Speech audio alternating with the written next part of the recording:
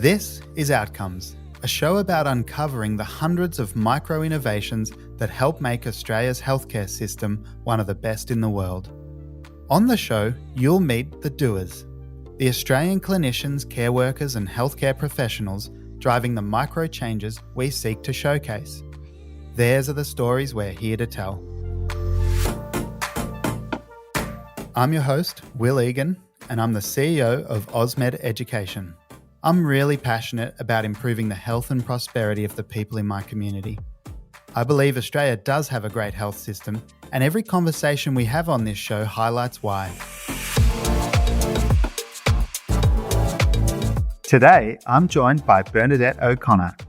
For the past 12 and a half years, Bernadette was the Director of Allied Health at the Royal Children's Hospital in Melbourne, a service that has been in continuous operation for over 150 years. Bernadette conceived of and led the RCH's Stepped Care project, which has changed the way this major tertiary hospital provides consistent, accurate, and transparent pathways for children and families with a developmental question. This episode highlights the power of rethinking diagnostic pathways in a paediatric setting.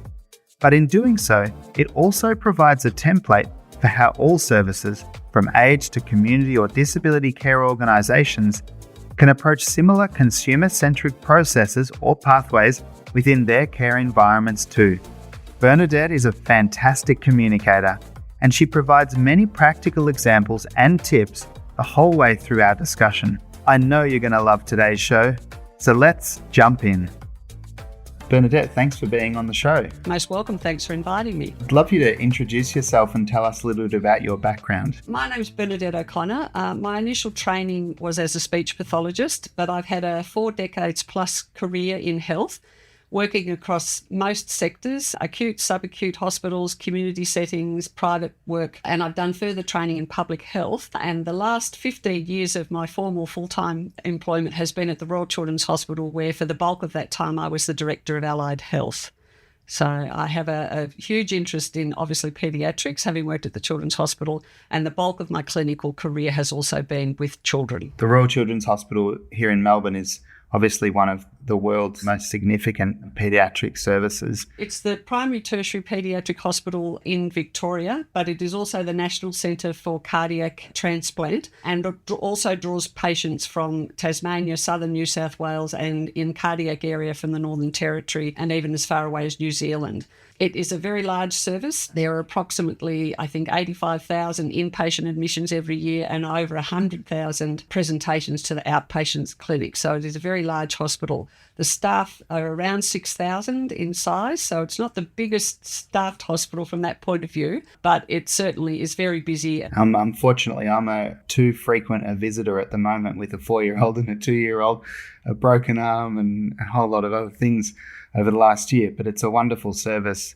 So during your time there, what was your focus and specialisation?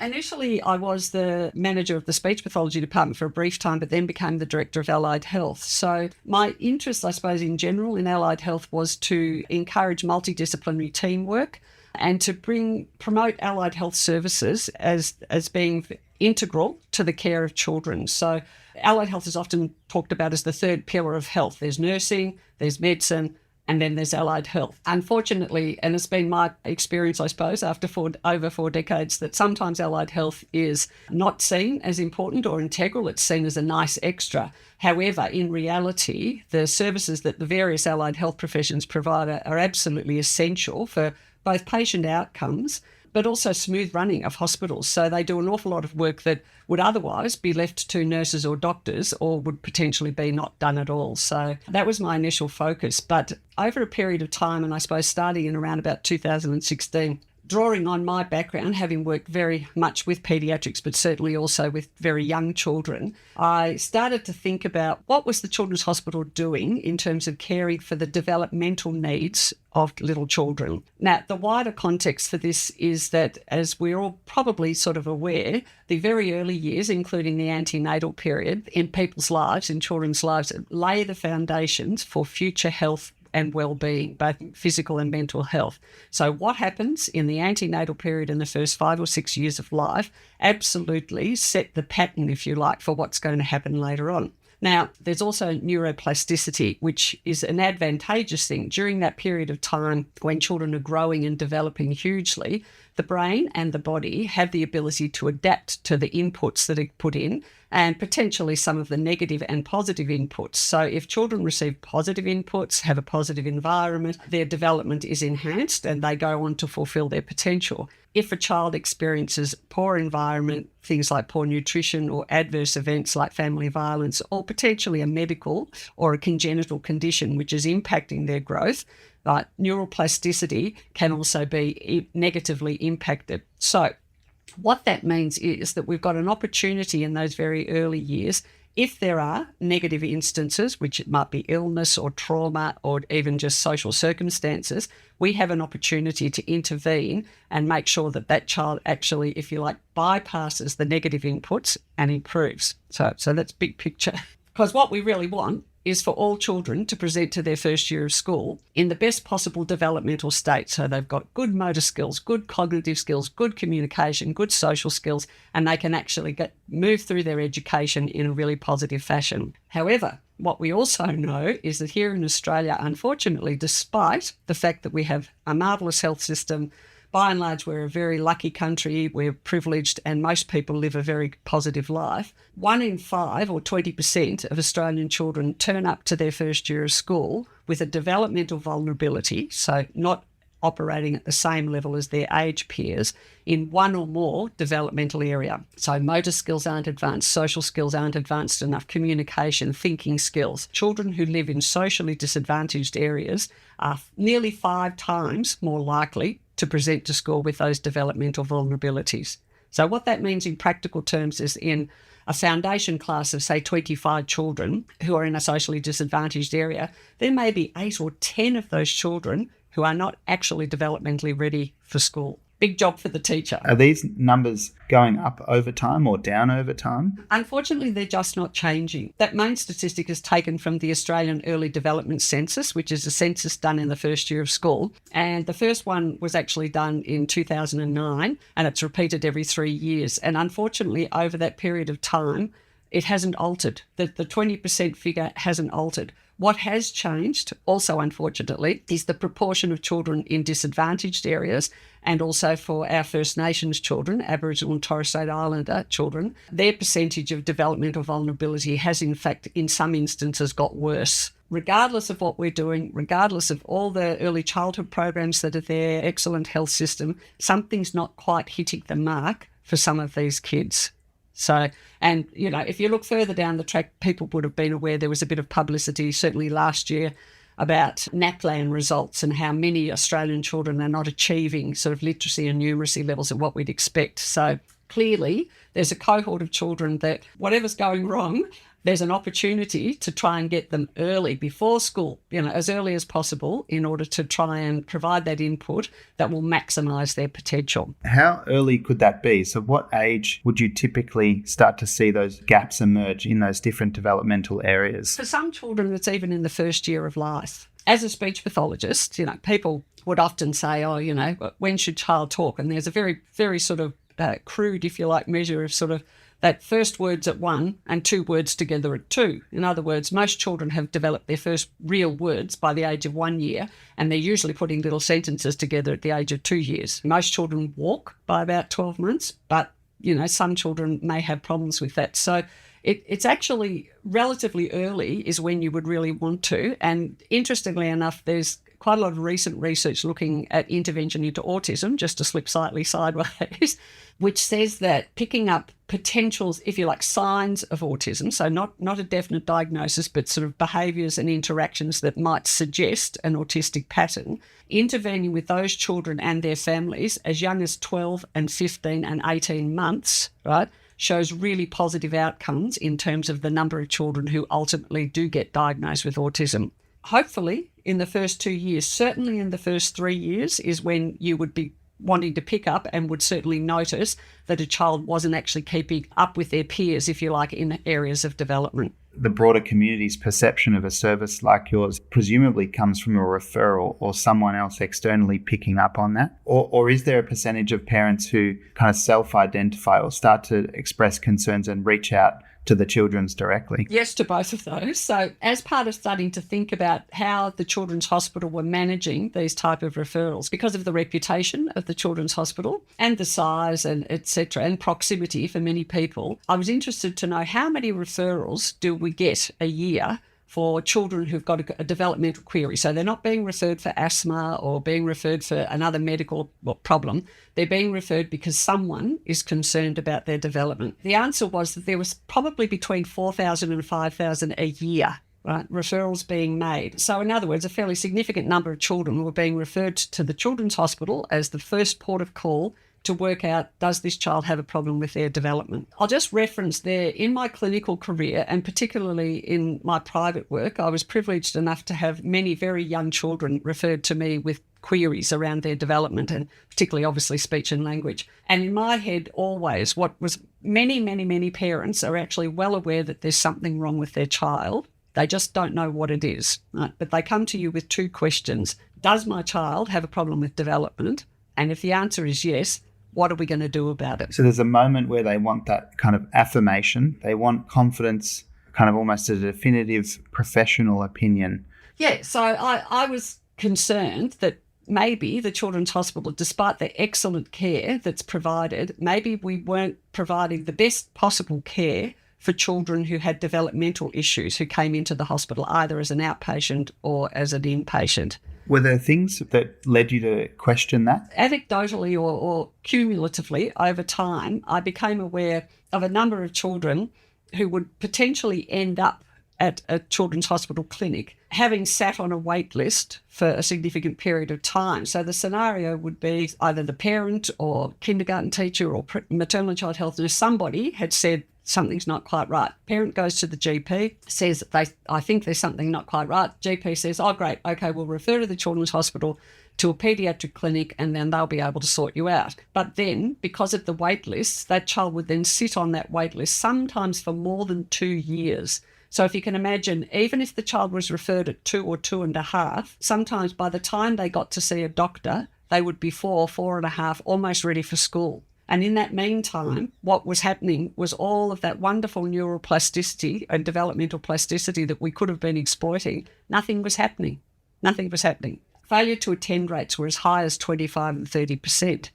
And it was sort of like, what's the reason for that? And a bit of sort of just checking out with people was a bit like, well, they've been sitting on a wait list for 2.5 years and actually they found another service. Or they've been sitting on a wait list for 2.5 years, so the parents think, oh, well, it can't be that important if they're happy to let my kid wait for 2.5 years. So in other words, not only was it disadvantaging the children and their families, it was also creating inefficiencies at the hospital. Okay, so there's a number of factors that led you to really ask that question, are we doing as best a job as we can?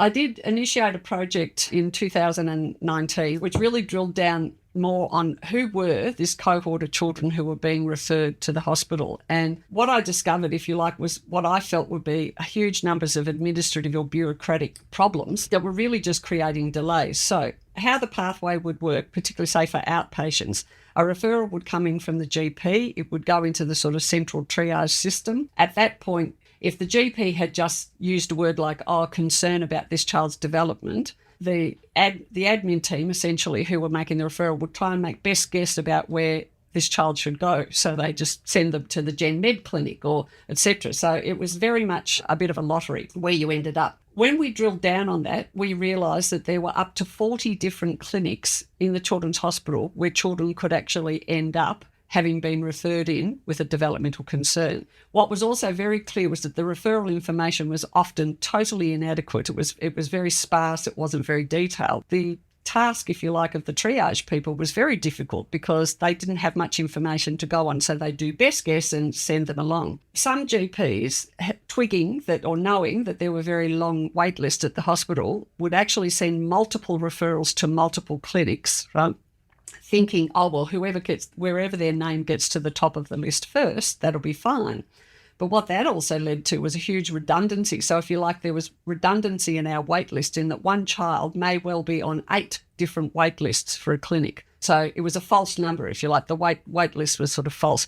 Hence, obviously, then often leading to those failure to attend rates, etc. Because it was so dependent on the amount of information that a GP had sent in, they'd wait on the wait list for an appointment, they'd get to that clinic, and the doctor or whomever would say, oh, this is the right place for you to be. You need to be at a different clinic. This doesn't suit your needs. So, in other words, it was a very linear, bureaucratic system based on often just sort of seeking a diagnosis. Oh, query autism. Oh, okay, they should go to the autism clinic. Well, you're presupposing the diagnosis. So it'd be things like that would feed back to that enhancement of that poor outcome for people in lower socioeconomic backgrounds. Correct.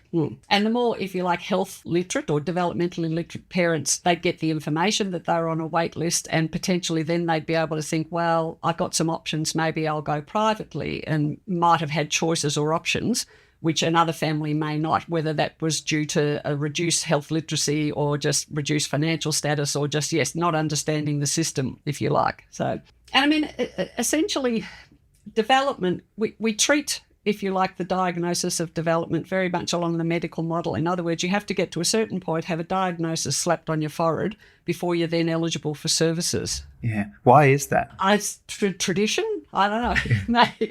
Maybe it's slightly hierarchical. It's kind of like, as you sort of said before, we require the authority of the doctor to say, oh, yes. In other words, the doctor's the only one who can potentially answer this question, is there a problem? Oh, yes, there is.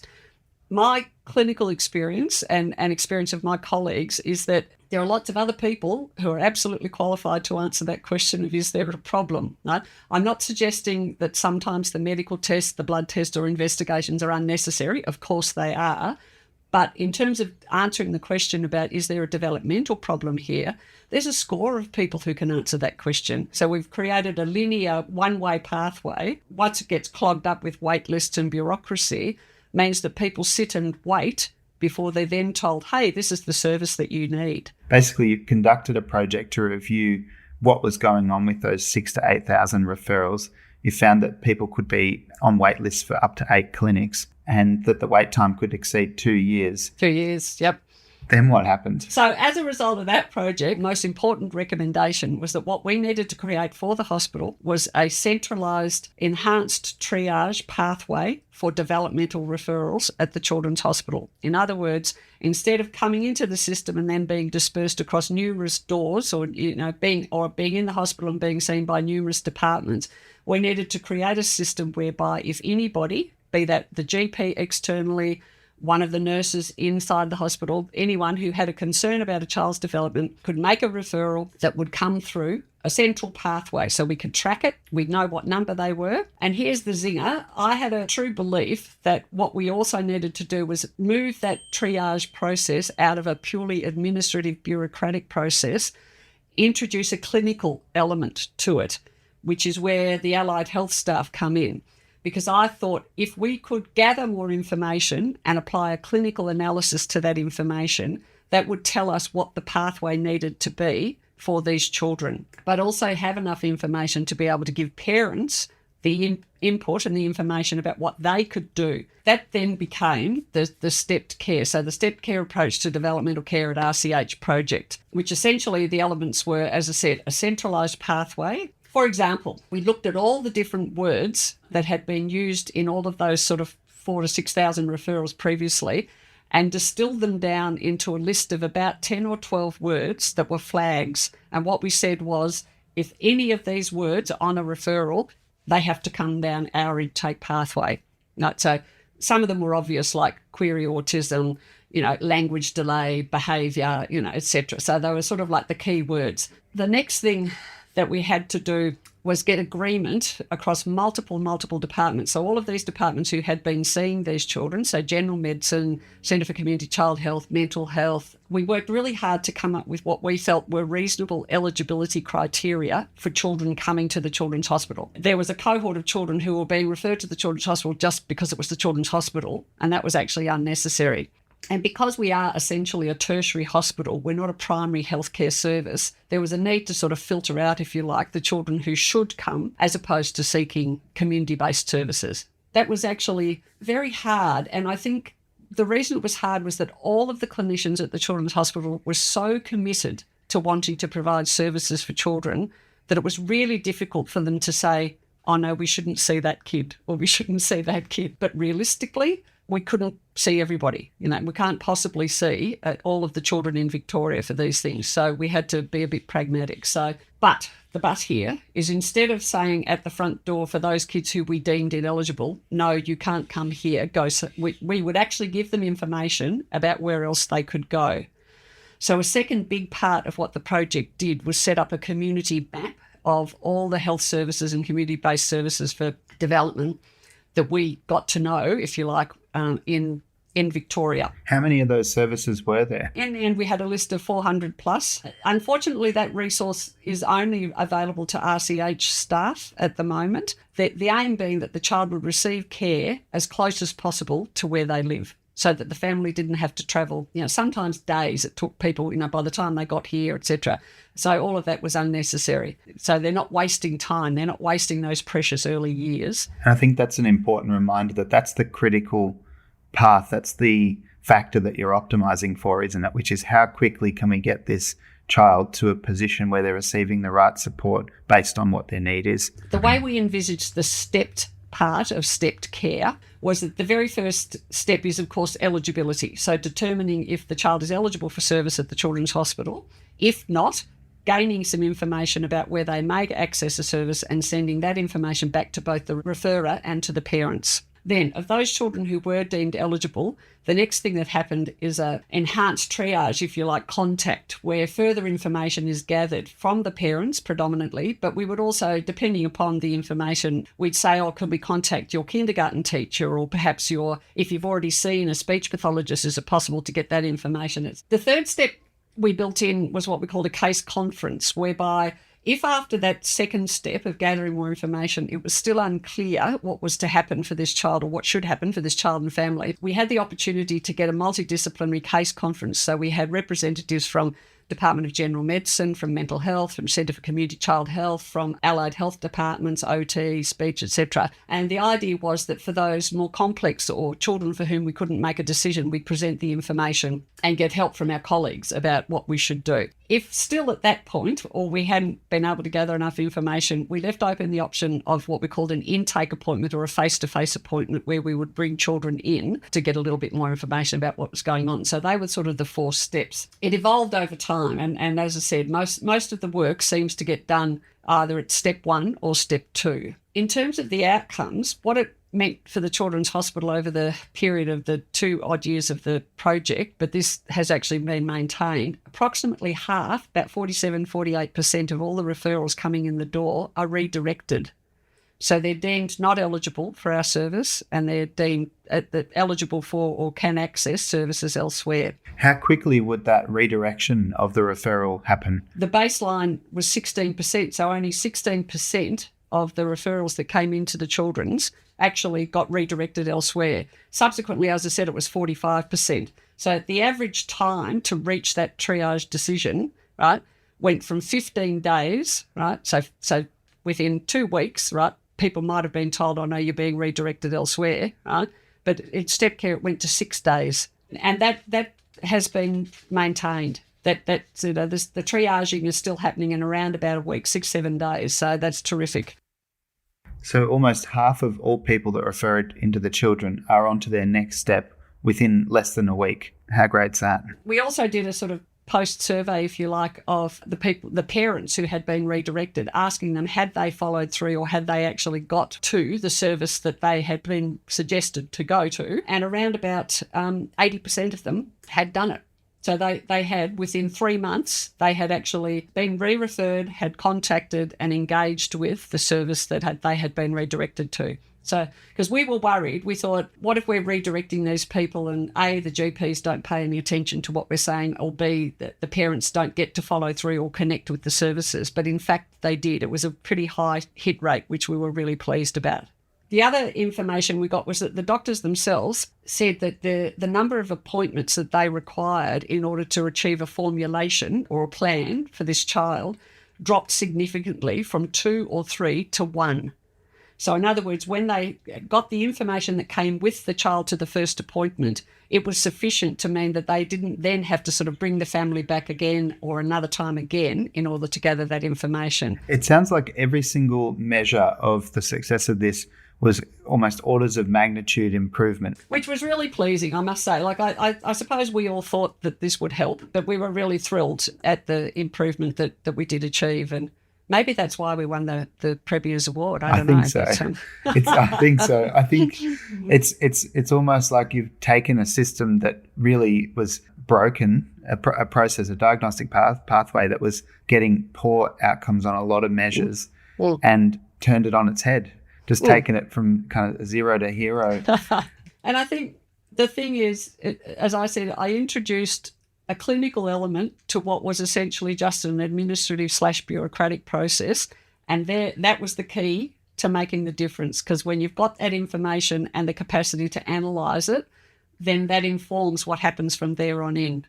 And disrupted, I talked about that very linear process that happens. If you've got a broken leg or a broken foot, you're going to be referred to the orthopaedic clinic, okay? That's fine because that's the obvious outcome. But with developmental issues, like I said, nobody really knows at the beginning often what's going on. So that linear process doesn't work. So it was a matter of, I suppose, disrupting the linear process and saying, well, hang on a minute, let's get a little bit more information more or less at the front door, and then we can decide what the arrangement should be. One of the hardest things to do initially with my multidisciplinary colleagues was to turn their thinking around trying to fit the child into the clinic rather than fitting the clinic or the service around the child. And that was surprisingly difficult to change people's thinking because, like I said, they were all so committed and wanting to help children. You'd say, oh, here's a referral, this is the information I've got. They go, right, straight to CCCH clinic, behaviour clinic. That's where they need to go. Or they need to go straight to and say, well, hang on a minute. We actually don't know enough to know if that's the right place to be. So it's a shift that, as I said, I found surprisingly hard to change. Yeah. Well, let me ask you two last questions to wrap us up, Bernadette. And so I think the first one is just around costs. So not a dollar value, but more a relative, the cost versus the benefit. How did something like this, changing a diagnostic pathway, effectively a process, a way of working, where does this stack up? It stacks up pretty well. It's not cost neutral, right? But we did do a health economics analysis over the project period, and taking into account the cost savings to the hospital, which were things like that reduced FTA rate, you can charge more for an initial as opposed to a subsequent session. So if paediatricians, if you like, were only doing predominantly initial sessions and fewer subsequents, then the hospital was earning more incomes. We also looked at the cost savings to the families, and that was significant in terms of time. Parents had costs of having to take days off work, time taken to travel, etc. In the wash up of the whole thing, the bottom line cost for the hospital in terms of wages ongoing was around about sort of $400,000.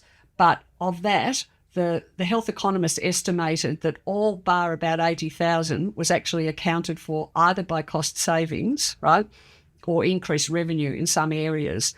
But what we were unable to put a dollar value to was the greater public health benefit of actually making sure that these children were being referred on to services that would actually help them, whether that be at the hospital or whether that be elsewhere. And like I said, we're assuming and hoping that the cost to society, if you like, right, will be a whole lot less. And it's sustained over decades. Yeah. So I'm not trying to pretend that it didn't cost any money and it doesn't continue to cost money. It does. But it still delivers dollar value for the hospital from that point of view in terms of savings, etc. But it also delivers, which in my mind was really a role that the Children's Hospital really should play, is that we should be making changes and implementing measures that really promote child public health. And I believe that this was one of those. A little bit of this. It's not rocket science, but it was a little bit. Yeah. Fantastic. And the last question is, what advice would you have for other people who are looking at trying to change pathways like this across all the different types of services that exist in Australia's healthcare system? Where should they start? What advice would you give yourself right back at day one? I think it's a bit about that, changing your thinking about not just fitting people into the service that you created, but spending some time pondering, first of all, what's the service that people need? what's the service that we as a health service can provide, and then how much can those two things sort of meet in the middle. And I also think those very early administrative processes, a bit of clinical input to that is essential. And I think there's a real opportunity with more and more health services implementing electronic medical records, and in particular sort of digital referral systems. That opens up doorways, which, can I tell you, the Children's Hospital did not have and still doesn't have a fully digital system. They're getting one. They are working on it and getting it. But if we'd had the capacity, for example, on an electronic referral in system to actually have obligatory boxes that people had to click down, must answer questions, sort of that would have made our life so much easier and would actually, in fact, reduce the need for some of that developmental intake team to do those phone calls or those telehealth appointments. So look at what digital or, sort of new systems, digital systems can offer you in terms of introducing very early, if you like, that clinical component. Give me more information here and provide that sort of forced choice, if you like, for your referrers in. But as I said, examine your systems with the clinical overview from the get-go. Don't assume that the clinical part only starts when the appointment happens. Well, thank you very much, Bernadette, for sharing all of your insights. As a father of young children and just a member of the community, I think the work that you've obviously done has been, will have a significant impact on the health of Australia. And we really appreciate you sharing it on the show. But it's just such a great example of people driving change in the system.